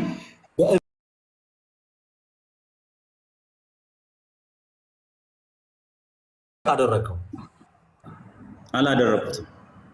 ካላደረከው አማኞች በመልካም ስራ ሲጸኑ እምነት ብቻ የሚለው ነገር ስህተት መሆኑ ግልጽ ይወጣል ማለት ነው። ለምንድን ነው አንተ ደፈር ብለህ ስህተት ነው የማትለው? ጳውሎስ እኮ የተቃወመው እኮ እምነት ብቻ የሚለው። እሺ ልደትዬ ላውራ፣ ምናልባት አልሰማኝም እንዳትለኝ ሰምቻለሁ። እሺ አሹ በጣም ጥሩ ቶፒክ ነው ያለው። አሳቀከኝ እኮ እንዳላወራ ብዙ እያዳመጥኩም ስለሆነ። አንተም ብዙ አውርተሃል እኮ ስታወራ የሆነ ሀሳብ ልበል። አሁን ልደት ባነሳው ነገር እሺ አንድ እድል ስጠኝ። አሁን አንድ ደቂቃ ትላለህ ግን ተምዬ ይኸውልህ፣ አሁን እኛ ሐዋርያው ቅዱስ ጳውሎስ 14ቱን መልእክታት ብናይ ስለ መልካም ስራ ተጨንቆ ሁሉ ነው የጻፈው። ማለት እምነት ብቻውን አዳኝ ቢሆን ያን ያክል ሐዋርያው ቅዱስ ጳውሎስ ስለ መልካም ስራ በእነዚህ ሁሉ መልእክታት ላይ ይጽፋል ብለህ ታስባለህ? እኔ ገላትያንም፣ ፊልጵስዩስንም፣ ተሰሎንቄንም፣ ጢሞቴዎስንም፣ ቲቶንም፣ ሐዋርያት ሥራንም፣ ጴጥሮስ እነዚህን ሁሉ ብናወጣ ያዕቆብንም ጨምረን ብናወጣ ስለ መልካም ስራ ያልተጻፈ ነገር የለም። በጣም አስረግጠው ነው የሚጽፉት። እና ከዚህ ተነስተ የእኛን ንግግር እርሳውና ወደ ቃል ወደ መጽሐፍ ቅዱስ ብቻ አይምሮህን አስብ። ከዚህም ስትወጣ ለማለት ፈልጌ ነው። አመሰግናለሁ። ቲዩስ 25 ላይ ያለውን ያላመኑ ሰዎች አላበላችሁም ተብለው ይጠየቃሉ የሚለውን ቅድም አልመለስክም ነበርና ስታወራ በዛው መልሰው ወንድሜ። ያላመኑትን አላመናችሁም ተብለው ነው የሚጠየቁት ወይስ አላበላችሁም ወይ ታሰር አልጠየቃችሁም ብሎ ነው ጌታ የሚጠይቃቸው? እሺ አሁን ልደት ያነሳው ነገር አለ ቅድም፣ በጣም ኮንክሪት የሆነ ነገር ስለ መዳኔ የኔን ስራ በእግዚአብሔር ፊት አላቀርበውም፣ ዜሮ ነው፣ የመርገም ጨርቅ ነው የኔ ስራ። የጽድቅ ብዬ የምቆልለው ነገር ይሄ ትክክል አይደለም። ስራዬ ለመዳን ከመዳን ጋር በተያያዘ ቅድም ያረጋገጠልኝ ልደት ምንድን ነው? ለመዳን በክርስቶስ ማመን ብቻ በቂ ነው አይደል? ቅድም አይደለም ስለ ደህንነት ቆይ ልጨርስ። አይ እዛ ጋር አይደለም አለ ቆይ አስጨርሰኛል ልደትዬ። አይ እንትን ልልብህ አይደለም ነው እንደዛ አትበል። ያንተን ሐሳብ ልሽር ሳይሆን ቅድም ያልከውን ስለ ደህንነት እግዚአብሔር መንግስት ለመውረስ በክርስቶስ ማመን ዋስትና እሱ ነው የሚለውን ቃል በቃል ልበልልህ። ዋስትናችን በክርስቶስ ነው የደህንነታችን። ይሄንን ካላልክ እንደገና ወደ ኋላ ልትመልሰኝ ነው። ይሄንም ቅድም ስላልክ ነው ምል እንግዲህ ወደ 800 ምናምን ህዝብ እዚህ ጋር አለ።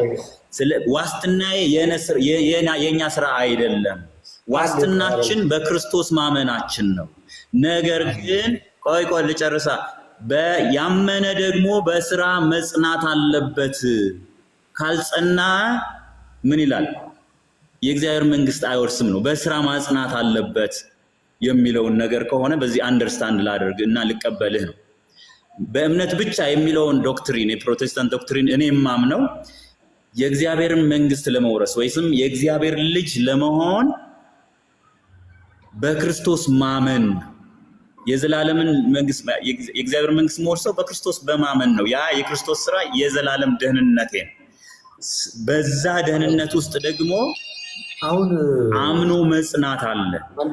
አንዴ አሁን እኔ ዶክትሪን አልሻርኩልህም፣ ይቅርታ አድርግልኝና ስጠይቅ እንስማማለን።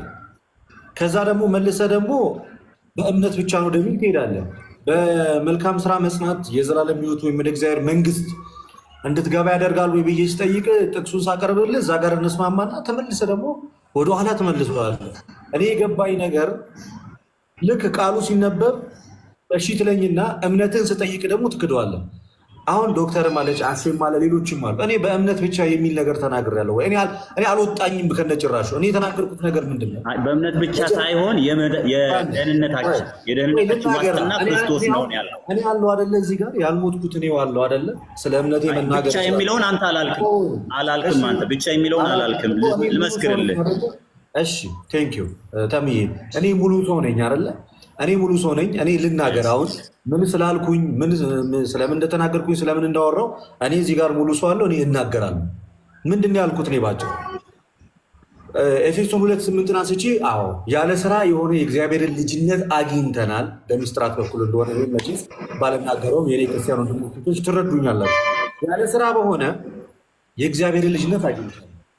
ልጅ ከሆንኩኝ በኋላ ግን አልኩኝ ይሄው ያመኑ ሰዎች ወይም የዳኑ ሰዎች ማለት የእግዚአብሔርን ልጅነት ያገኙ ሰዎች ምን ማድረግ አለባቸው የሚለውን ጳውሎስ በተደጋጋሚ ኤፌሶን 2:10 ላይ ተናግሮታል። እንደገና ቲቶ 3:8 እንዲሁም ቲቶ 3:14 ላይ በግልጽ አስቀምጧል። ያመኑ ሰዎች በመልካም ስራ በጥንቃቄ እንዲጸኑ አለ። ስለዚህ እኔ ዋስትናችን ዞሮ ዞሮ ማን ነው እንዴ? ዋስትናችንማ እግዚአብሔር ነው። ምንጊዜም መረሳት የሌለበት ትልቁ ዋስትናችንማ እግዚአብሔር፣ ትልቁ ተስፋችንማ እግዚአብሔር። እግዚአብሔር አለ ብለን አይደለ መልካም ስራ የምንሰራው? እግዚአብሔር መንግስቱን ይሰጠናል ብለን አይደለ? ትልቁ እምነታችን ያለው በእግዚአብሔር ነው። ያንን ማንም ክርስቲያን አይሸረሽርም። እምነቱን ልብ ብላችሁ አዳምጡ። አንድ ክርስቲያን ሙሉ እምነቱን በእግዚአብሔር ላይ ያደርግና በተስፋ ድነናል እንዳለው ከዛ በመልካም ስራ ይጸናል። ከኔና ከአንተ የሚጠበቀው እምነታችንን በእግዚአብሔር አድርገን በመልካም ስራ መጽናት፣ በኋላ ላይ ተስፋ ያደረግነውን ነገር ደግሞ ያመንበት የማያሳፍረው እግዚአብሔር ደግሞ ይከፍለናል። በቃ እምነታችን ያለው እግዚአብሔር ነው። እኛ እኮ አለ እንደው እኮ ሲናገር መጽሐፍ መልካም ስራ እንኳን ስንሰራ ምንድነው የምንለው? የማንጠቅም ከንቱ ባሪያዎች ነን ነው እኮ የምንለው። በቃ አድርጉት ብለህ የሰጠህን እናደርጋለን እንጂ የማንጠቅም ከንቱ ባሪያዎች ቢቀርብ ከምናገኘው ነገር አንጻር የስናፍጭ ቅንጣት ያህል እንኳን አይመስልም እግዚአብሔር ከሚሰጠን ነገር አለ። የእኛ ስራ ቢደመር እንደዛ አይደለም እያልን ያለ ነው። እንደ ቸርነቱ በመልካም ስራ እንጸናለን። የሚሰጠንም እንኳን ስለተገባን የስራችን ውጤት ሆኖ ይህ በጣም የሚያሰጥ ይህ በጣም የሚያሸልም የአንተ ስራ ምናምን የሚያስብል አይደለም። በነገራችን ላይ በጣም የምንትናት የኛ ስራ ከእግዚአብሔር አንጻር እግዚአብሔር ለእኛ ካለው ቸርነት እግዚአብሔር ለእኛ ከሚሰጠን ነገር አንጻር በጣም የምንትናት። እኛ እኮ መልካም ስራ እንሰራለን የምንለው የመከራው ተካፋይ ለመሆን ነው። ባይዘ የመከራው ክርስቶስ በመስቀል ላይ ያደረጋትን ትንሽዬዋን ይቅርታ፣ ክርስቶስ በመስቀል ላይ ያደረገውን ትልቁን ነገር የእኛ መልካም ስራ ብትደመር እሷን አታክልም። እግዚአብሔርን ቸርነትን አይሸፍነው። እስቲል ሰርተን እንኳን አላችሁ መልካም ስራ ሰርተን እንኳን የእግዚአብሔር ቸርነቱ ካልተጨመረበት እንደ ቸርነት ካላል እንደ ስራዬ እንኳን ብንል አያዋጣም። ሰርተንም እንኳን እንደ ቸርነት አባቶ እንደ ቸርነት እንደ ምሕረት እንደ ሰፊው ባለጸጋነት ይሁን እንጂ እንደ ስራዬ የሚል ክርስቲያን አታገኙም። በዚ ያ የሚለው ግን ያ ክርስቲያን በእጅጉ በሃይማኖቱ የጸና እንደ ጳውሎስ አይነቱ ይህ ነገር እዚህ ጋር ማስተካከያ ያስፈልገዋል። ልደትዬ ተጨማሪ አለኝ። ይኸውልህ ወዳጄ፣ አሁን ፕሮቴስታንቱ ዓለም እየተወው የመጣ ዶክትሪን ነው እና አልገባህም እምልህ እምነትህ በራሱ ሙሉ እስካልሆነ ድረስ አሁን በጣም እምነት ብቻ ብለን እንኳን ብንስማማልህ አንድ ነገር ትረሳለህ፣ አንድ ነገር ትጥላለህ፣ ጸጋውን ትጥላለህ፣ ቸርነቱን ትጥላለህ። አሁን አንተ አማኝ ነኝ ትለኝ ይሆናል። እንደው እስቲ ማይክህን ክፈትና ተሜ ንገረኝ። አማኝ ነህ አይደለ? አምነሃል አይደል? በክርስቶስ አምኛለሁ። እምነትህ ሙሉ ነው? በክርስቶስ ማመኔ እምነት በቃ እምነት ነው አይደል? እምነት ያድናል ነው የሚለው አይደል? እምነት ያድናል እያልከን ነው። እምነት ብቻ ያድናል እያልከኝ ነው። እምነቴ ብቻ አድኖኛል እያልከኝ ነው። እምነትህ ብቻ ካዳንህ እምነትህ ሙሉ ነው ማለት ነው አይደል? ጸጋው በእምነት አድኖኛል እኮ ኦልሬዲ። ምን ማለት ነው አሁን? እሺ ይሄን ነገር ስትነጣጥለው እምነት ብቻ አድኖኛል ያለኝ በክርስቶስ በመስቀል ላይ የሰራው ስራ በቂ ነው። በክርስቶስ ላይ ያለ አምኛለሁ። በቃ ያንን 100% አምኛለሁ ነው። የእምነት ጎዶሎና ሙሉ የእምነት ትንሽና ትልቅ እንዳለው ታውቃለህ አይደል? አሁን እዛ ጋር እናንተ እምነት የጎደላችሁ ምናምን የሚለውን ክፍል እንዳታነሳ ከዚህ ጋር ብቻ አደራ። ቆይ እኔ ማነሳውን አነሳለሁ፣ ግን አንተ እምነቴ ሙሉ ነው በእምነቴ ሙሉነት ድኛለሁ የምትለኝ ከሆነ ይችን ብቻ ንገረኝ። በእርግጥ አዎ ድኛለሁ በእምነቴ። ስለዚህ እምነቱ የሆነ ሰው እንግዲህ አዎ፣ ግን ይሄ ራሱ ጸጋው ከሌለው ይሄ ራሱ ቸርነቱ ካልተጨመረበት የአንተ እምነት ብቻ ማለት ራሱ ዋጋ ቢስ ነው፣ ዜሮ ነው። ለምን መሰለ? እምነትህ ሙሉ ከሆነ ካንተ ብዙ ነገር ማየት እንፈልጋለን። እምነቱ ሙሉ የሆነ ሰው ተራራ ያፈልሳል፣ እባብ ይጨብጣል፣ መርዝ ይጠጣል፣ ምንም አይሆንም። ይኸውልህ እምነታችን ምን ያህል ጎዶ እንኳን አይደለም ስራ እንኳን አይደለም በስራ ቸርነቱን እየጠራን ብቻ ሳይሆን እምነታችን እንኳን በእምነታችን እንኳን ዳነን የምንል ከሆነ ቸርነትና ጸጋ ቅንጣት ያክል እምነት ቢኖራችሁ የሚለውን ክፍል እየጠቀስከው ነው። እኔ እያወራው ያለው ኤፌሶን 2 ላይ ያለው ስለ ደህንነት ኃጢአተኛና በደለኛ የሆንኩ ሰው ነኝ፣ ነገር ግን በእግዚአብሔር ጸጋ በእምነት ምን ብኛለሁ? ድኛለሁ። ያ ከወደደን ከታላቅ ፍቅሩ የተነሳ ነው የሚለው ገብቶሃል? ኃጢአተኛ ነኝ፣ በደለኛ ነኝ 100%። ልጨርስ ሰማዋችሁ አንዴ ላውራ። እሺ አይ እየገለጥክልኛ። ለክርስቲያን እምነት ስንት አይነት ነው? ስንት እምነት አለ በመጽሐፍ ቅዱስ? ስንት እምነት አለ ለክርስቲያን ላመነ ሰው? ስንት እምነት አለ? የዳንበት መዳን የምናምነው የየራሱ አለ ማለት ስድን አለ አይደል? ማለት በክርስቶስ የክርስቶስን ስራ ማመን አለ። ስለ ኃጢአቴ ስለ በደሌ ምን ብሎ ስንት አይነት እምነት አለ? ስንት አይነት እምነት አለ? እንዴ እምነት እንዲፋይ ያወራኛ እምነት ቆይ ስንት አይነት አለ የሚለውን አንተ ወይ ከአንድ በላይ ነው በለኝ፣ ወይ 3 ነው በለኝ፣ ወይ 4 ነው በለኝ፣ ወይ 5 ነው። እምነት ነው። አንተ ግን የምናወራበት ኮንቴክስት ይለያያል። እሺ አሁን ዲፋይን አድርጌ እዚህ ጋር ይሄ 3 ነው 4 ነው አልልህ። እምነት አንድ ነው። እምነት አንድ ነው። በቃ እምነት አንድ ከሆነ እናወራበት ኮንቴክስት ለየራሱ አለው። ኮንቴክስት አለው። የምናወራበት ቶፒክ ኮንቴክስት አለው። ስለዛች እምነት እኮ ነው የምናወራው። ስለ አንዲቷ እምነት ነው የምናወራው እኮ አሁን ስለ ዳንኩባት መዳን እያወራን እሱን እያወራን የስ ስለሱ እኮ ነው የማወራ። አንዲት እምነት ስለምንላት እምነት ነው የምናወራት። አንዲት እምነት የተባለችውን እምነት ሙሉ ናት።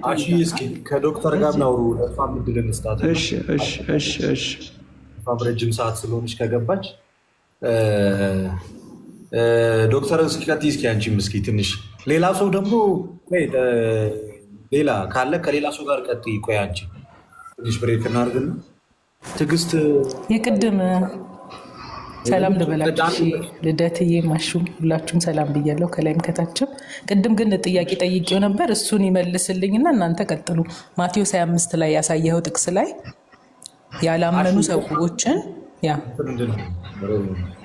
ያላመኑ ሰዎችን አላበላችሁም፣ የታሰረ አልጠየቃችሁም ተብለው ነው የሚጠየቁት ወይስ ለምን አላመናችሁም ተብለው ነው የሚጠየቁት? ተሜ ቅድም ፍየሎቹ ያላመኑ ናቸው ስላልክ እኔ በጎች እረኛ ነው ያለው እንጂ የፍየሎች እረኛ ነኝ አላለም ጌታ ኢየሱስ ክርስቶስ። ዶክተርዬ እኔ በመጽሐፍ ቅዱስ ኮንቴክስት የምረዳው ምናልባት እዚህ ጋር ስተሃል ካላችሁኝ መለስ እችላለሁ። ግን በመጽሐፍ ቅዱስ አሁን ባለኝ መረዳት ልክ ጌታ ኢየሱስ ክርስቶስ ሲናገር እኔ የበጎች እረኛ ነው፣ በጎቼ ምን ይላል? ድምፄን ያውቃሉ፣ እነርሱም ያውቃል፣ በስማቸው ይጠራቸዋል። ምን ነበረ እሱ? ስለ በጎችና ስለ ፍየል ይሄ ሌላ ሀሳብ ነው፣ ያኛው ሌላ ሀሳብ ነው። አሁን እኔ ጥያቄ ደግሞ ማቴዎስ 25 ላይ ነው አተሜ። ማቴዎስ 25 ላይ ጥያቄ ምንድነው? ፍየሎቹ ለምን አላመናችሁም ተብለው ነው የሚጠየቁት ወይስ ለምን አላበላችሁም ለምን አልጠየቃችሁም ተብለው ነው በፍርድ ሰዓት የሚጠየቁት? እችን ብቻ መልስልኝ። በግ የተባሉት ፍየሎች ያመኑ ናቸው እንደ መጽሐፍ ቅዱስ? ይሄንን እኔ አላምንም። ይሄም ያመኑት ናቸው ብዬ አላምንም። ጥያቄን መልስልኝ። ምን ነበር ጥያቄ? ንገረኝሽ። ስላላመኑ። የኔ ጥያቄ ምን ነበረ? በፍርድ ሰዓት ያላመኑ የሚጠየቁት ስላላበላችሁ ነው ወይስ ስላላመናችሁ ነው? ስላላመኑ ነው የሚጠየቁት። ይሄ መጽሐፍ ቅዱሳዊ ነው። የተጠየቁት ስላላመኑ ነው ስላላበሉ ነው? ስላላመኑ አልሰሩም፣ አላወቁትም፣ አላወቋችሁም እንኳን ጠየቁት። ግን የተጠየቁት ስላላመኑ ለምን አላመናችሁም ነው ያላቸው። ታዲያ እዚህ ጋር በእግዚአብሔር መልካም ነገር የሚያደርጉ በክርስቶስ የማያምኑ ብዙዎች የሉም እህቴ? በክርስቶስ ያላመኑ ግን መልካም ነገርን ጥያቄ ምን ነበረ? በክፍሉ የኔ ጥያቄ ክፍሉ ላይ ሂዱ የተባሉት ለምንድን ነው? ስላላበሉ ስላልጠየቁ ነው አይደል? ወደ ዘላለም እሳት ሂዱ የተባሉት ግን ምን እያለ ነው? ስለዚህ ወደ ዘላለም ህይወት የሚገቡት ደግሞ ስላበሉ ስለጠየቁ ነው። ፍየሎቹ ደግሞ ወደ ዘላለም እሳት ሂዱ የተባሉት ስላላበሉ የታሰረ ስላልጠየቁ ነው አይደለ? እምነት እዚህ ጥያቄ ነበረ እዛ ላይ። የኔ ጥያቄ ነው። አሁን ጥያቄ አንቺን ልጠይቅሽ፣ ይቅርታ ቆይ አልመለስክልኝማ፣ መልስልኝና ትጠይቀኛለህ። ጥያቄ ውስጥ መልሱ ስላለ ነው። ክርክር ባናደርገው ደስ ይለኛል። መልስልኝ፣ ቀጥታ መልስልኝ ተሜ። ጥያቄ ውስጥ መልሱ ስላለ ነው። ሰው ጥያቄን መልስልኝ ተሜ። እመልስልሃለሁ እኮ ችግር የለውም። እየመለስኩ ነው። ግን ይሄን መልስልኝ አንዴ መልስ። መልስ። ሰው መልካም ነገር በማድረግ በክርስቶስ ሳያምን የዘላለምን ሕይወት ይወርሳል የሚል አስተምህሮ ነው ይሄ ማለት ነው። ምክንያቱም ክፍሉ እየተናገረ ያለው ስለ በጎችና ስለ ፍየሎች ነው። ፍየሎች የትኛው አስተምህሮ ነው? መልካም ነገር በማድረግ ሳያምን ይወርሳሉ የሚለው የትኛው አስተምህሮ ነው? እኔ አሁን ሳያምን መልካም ነገር ያደረገ ይወርሳል እኮ አላልኩም። ማቴዎስ 25 ላይ መልካም ነገር ማድረግን ወደ ዘላለም እሳትና ወደ ዘላለም ሕይወት መግቢያ አድርጎ መስፈርት ተቀምጧል። ያላመነ ሰው ከጅምሩ በዚህ መስፈርት ነው ወይ ወደ ሲኦል የሚገባው ነው ጥያቄ። እሺ፣ የክርስቶስን ንግግር በዛው ላይ ዝቅ ብለሽ እናነብና ፍየሎቹ ምንድን ነው ያላቸው የሚለውን እዛው መመለስ እንችላለን። እህትዬ ከወዴት ናችሁ? አላወቅኳችሁም ነው የሚለው። ዛት ሚንስ አምነዋል። እህት ይህንን ነው መመለስ ያለብን። ግልጽ ነው። ክርክር ባናደርገው መጽሐፍ ቅዱሱን ብንረዳው፣ ያው ክፍሉን ዝቅ ብለን አላወቅኳችሁም ነው የሚለው። ስለዚህ ያመኑ አላወቅኳችሁም አይልም ጌታ ኢየሱስ። ያላወቃቸው እሱን ስላላመኑ ስላልተከተሉ ነው። በጎቹ ደግሞ እሱን የሚከተሉ ናቸው። ስለዚህ ያላመኑ ናቸው። ኦኬ እኮ ቅድም እኮ ያላመኑ ናቸው ብለሃል። መልስ እዛው ፖይንት ላይ ያላመኑ ናቸው ስላልክ እኮ ነው የሚጠየቁ ያለሁት። ያላመነ ባለማመን ነው የሚጠየቀው። አንዴ ያላመነ ባለማመን ነው የሚጠየቀው ወይስ ባለማብላት ባለማጠጣት ነው የሚጠየቀው? ጥያቄ ይሄ ብቻ ነበር። መመለስ ካልፈለክ ወደ ቀጣይ ሰው መሄድ ይሻላል። አይ ቲንክ አሰልቺ እንዳይሆን ልደት። እሺ እኛም እዚህ ጋር አንቺ ጋር የኛውን ልዝጋው፣ ምክንያቱም እየተግባባን ስላይደለ እዛው ክፍሉ ስለሚመልሰው ነው። አላወቅኳችሁም ነው ያላቸው። ዛት ሚንስ አላመኑም ማለት ነው። ክፍሉን እኮ ከክፍሉ መረዳት እንችላለን። አላወቅኳቸውም ሲል አላመኑም። ዛት ሚንስ ያመኑትማ በጎቹ ናቸው ነው። አላውቃችሁም ነው። አላውቃችሁም ያላቸው እኮ ስላልሰሩ ነው አይደል? አላውቃችሁም ያላቸው ስላልሰሩ ነው። የኔን ጥያቄ ዳይቨርት አድርገህ ያላመኑ ናቸው ትለኛለህ መልሰህ ማለት ነው።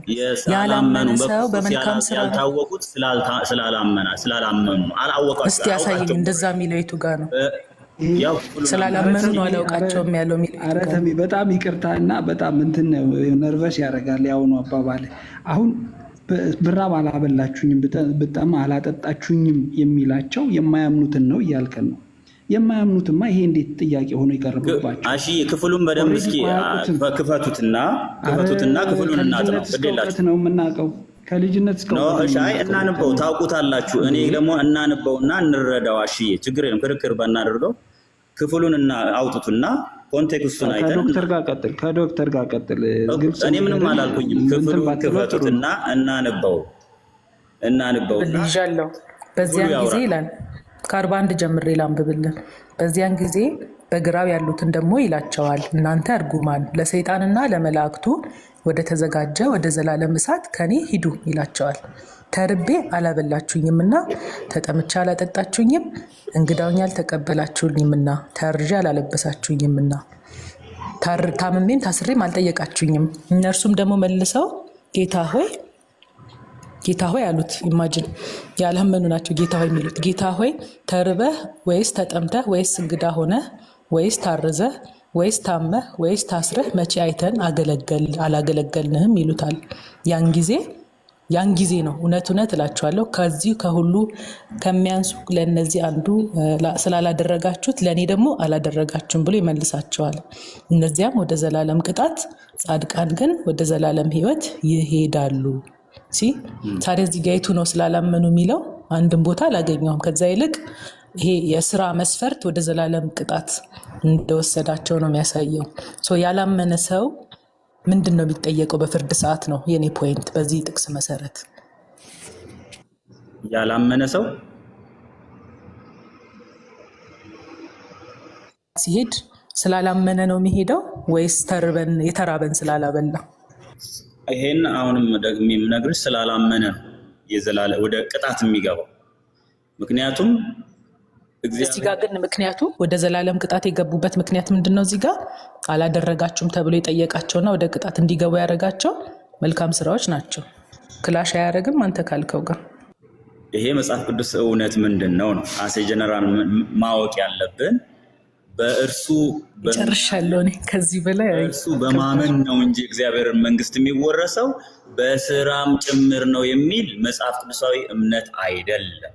ይሄ 100% 4 ነጥብ አረጋግጬ ነገር መልካም ነገርም እያደረጉ ያሉ የእግዚአብሔር ወንድሞች ሙስሊም ወንድሞች በጣም መልካም ነገር ያደርጋሉ። ልደትዬ ቢበቃው ይሻላል። ከዚህ በኋላ ስብከት እኮ ለመሄድ ነው እንጂ ይብቃው። ኦልሬዲ ልቦና ስለሚያውቀው ይብቃው። ይበቃል። ስንቴ እምነትን ሸመጠጥክ፣ ስንቴ ያመንከውን ነገር እዚሁ እያየን ካድክ። ልክ አይደለም። ስራን የደህንነት ማረጋገጫና ዋስትና አድርጎ ማቅረብ በእግዚአብሔር ፊት የተረገመ መሆን፣ እኛ በስራ ሳይሆን በእምነት ከታችሁ በቃ ተምዬ ከኔ ጋር ካስታወሳችሁት ቅድም ምን ሲል ነበረ? ከአርሹ ጋርም ከኔ ጋርም ስንወያይ እስከ መጨረሻው የጸና ይድናል ወይስ አይደለም? ይድናል። በምንድን ነው የሚጸናው? በስራ። ስለዚህ በስራው የጸና ሰው ሲጸና ወዴት ነው የሚገባው? ወደ እግዚአብሔር መንግስት። በምን? በስራ። መጀመሪያ በእምነት መጽናት አለ። አይ እነዚህ እኮ ያመኑ ሰዎች ናቸው የሚለውን ነገር ስናመጣ ታዲያ በምንድን ነው የሚጸኑት? በስራ። በስራ ሲጸኑ የት ይገባሉ? ወደ እግዚአብሔር መንግስት። በጣም የሚገርም ነው። ኤኒዌይስ ቴንኪዩ ዶክተርዬ፣ ቃልዎት ያሰማልን። አሹዬ ቴንኪዩ። እንቆያለን። ዛሬ ረጅም ሰዓት እንቆዩ እዚሁ እየተማማርን እየተወያየን። ይነጋታል እንጂ ማለት ነው። እዚሁ ነው። ይመሻታል። የምን ይነጋታል? ይመሻታል ነው። ለካ አሁን ቀን ነው እኛ ጋር።